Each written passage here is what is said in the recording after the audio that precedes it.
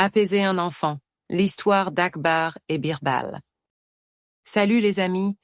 Avez-vous déjà essayé de calmer un enfant qui pleure? C'est parfois plus compliqué qu'il n'y paraît. Aujourd'hui, on va découvrir une histoire amusante avec l'empereur Akbar et son sage conseiller, Birbal, qui nous montre justement ça. Accrochez-vous, ça va être rigolo et instructif. Un jour, Birbal, le conseiller le plus intelligent d'Akbar, arrive en retard à la cour. L'empereur Akbar était très surpris car Birbal était toujours à l'heure. Pourquoi était-il en retard?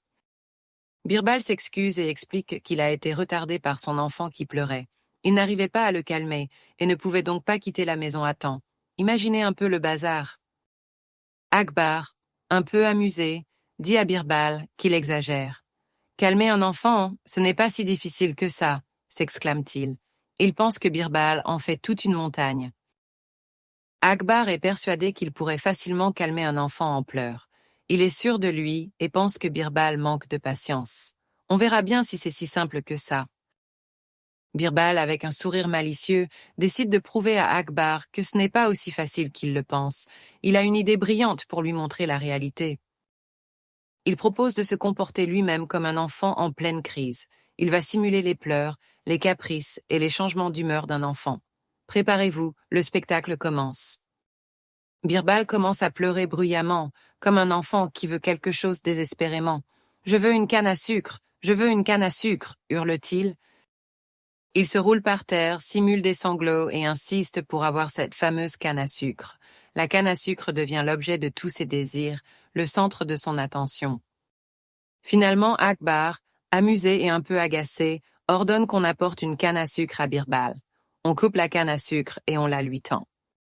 Mais surprise, dès que Birbal a la canne à sucre en main, il arrête de pleurer et perd tout intérêt. « Je n'en veux plus », dit-il, comme si de rien n'était.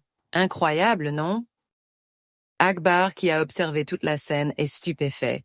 Il comprend enfin la difficulté de calmer un enfant et la complexité de leurs émotions. Il réalise que les enfants changent d'avis en un instant et que leurs désirs sont souvent imprévisibles.